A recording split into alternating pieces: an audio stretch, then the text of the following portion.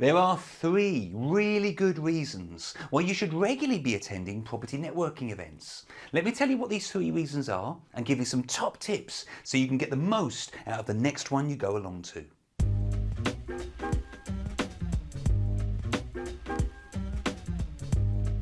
Hi, my name is Tony Law from Your First Four Houses, and I teach people how to build a small property portfolio that generates a great income for them so they can give up the day job if they wish, because they're now financially free.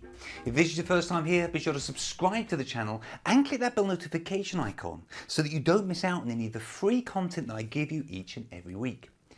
Now, I recognise that for some people the idea of going along to a property networking event, or indeed any kind of networking event, is simply terrifying. It certainly was when I first started out, and I had certain things that I did to get over that fear. But once you do get over those initial nerves, honestly, it can actually be a lot of fun. Dare I say I kind of know, because I used to run a really rather successful property networking event for actually 6 years. However, there are three really big reasons why you do need to get out of your comfort zone and commit to going to these types of events.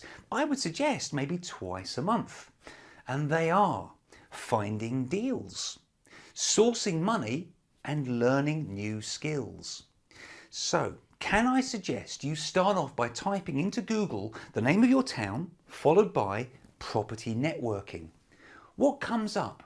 You're probably going to get one or two property networking events directly in your area that immediately come up to the top of Google, and I would suggest you need to go along at least once to every single one of those. So once you've got one or two of these in the diary, let me give you a few quick tips that I know will help you maximize the results you get from attending. Firstly, what should you wear? Well, I would suggest smart casual. Perhaps don't wear a suit would be my guidance, but do wear a shirt, maybe wear a smart pair of jeans, but certainly look sort of smart casual. That kind of makes you look professional, of course, but also approachable in a way that sometimes a suit might be slightly less approachable, if that makes sense. Take some business cards with you. Have I mentioned this before? Of course I have. And if you haven't got any business cards made up, please go and do it right now. You can get them so cheaply on so many different sources. They don't have to be perfect, but you do need some. You need a way of being able to pass over your information to people. In fact, when you meet someone, make sure you get their business card, and on the back of it, so make sure you've got a pen with you, on the back of it, make a few notes of the conversation that you've just had, because honestly, you will forget probably as soon as you leave that event. Get there early and leave late. Deals are done in the bar, in my experience. So many people, they get to the end of the networking event and they say bye, and then they're gone. What you need to be doing is staying late in the bar, getting involved in those conversations where you're talking to somebody who's maybe got an HMO or something like that, and they're kind of moaning about this tenant that they've just had to kick out, and they're sort of thinking to themselves, or rather they're saying to you, oh, I just want to kind of get out of this. That is an opportunity for you to dive in, but you won't be having those types of conversations, I would respectfully suggest, if you're leaving the moment that the actual physical event actually ends. And offer to help your host. Again, I mentioned this earlier, I was a property event host for 6 years. Hardly anyone ever came up to me and said, Tony, can I help you put some stuff on some chairs? Do you want any help with this, that and the other? Can I maybe buy you a drink? Do you know what? It just didn't happen. If it had, and they then followed up with something like, do you know what, I'm looking for somebody who's looking to kind of sell on some properties. Who do you think I should maybe have a chat to, Tony? If they'd said that to me, honestly, I would say, come with me, you need to have a chat to this person. Because the truth is, the host knows pretty much everybody in that room. In fact, click this link here. I did a whole video on how to interact with your host, and I'm sure you'll find that helpful.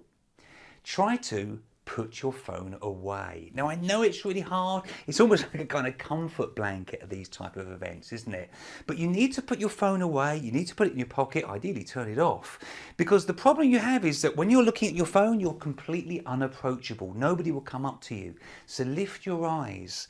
Smile, try your best to be approachable, and don't worry, everybody in the room is nervous. It's not just you. Sit with people that you don't know. Don't sit with the person that you came along with. If you came along with anybody, split up, and that doubles your chances of interacting with other people in the room. And approach people who are standing alone. And dare I say it, if there's somebody standing alone with the phone in their hand, might they actually be faking the fact that they're on the phone? Maybe you should just go up to them and say, oh, hi, oh, I'm so sorry, are you on the phone? And I bet you the first thing they'll do is they'll go, oh, no. They'll put their phone away, and then you're interacting and you're having a really, really good conversation. Don't try to connect with everyone. Honestly, all you want is just one or two genuine connections, genuine conversations with people. That's all you want at each event. So each event, you maybe want to connect with one or two new people. And follow up. Follow up is everything. The amount of times people have said to me, do you know what, Tony, I'll give you a call tomorrow or the next day and we'll have a chat about XYZ. And they never picked up the phone and called. And when I say follow up, I don't just mean having a phone call. I also mean getting together with them outside of the networking event. Go for coffee. Go for coffee rather than beer. Coffee kind of leans towards a kind of business-like conversation, doesn't it? Beer can be pretty much everything else. So go and have a cup of coffee and make a commitment to attend regularly these property networking events. Maybe you only pick up one that you like each month, although I would love you to go to two. But whatever you do, make a commitment to go there regularly, because honestly, relationships, well, they don't happen overnight. I recently updated my 50-point checklist that runs you through all the steps you need to take before buying your first investment property. Simply click the link here or in the description box below to download your copy today.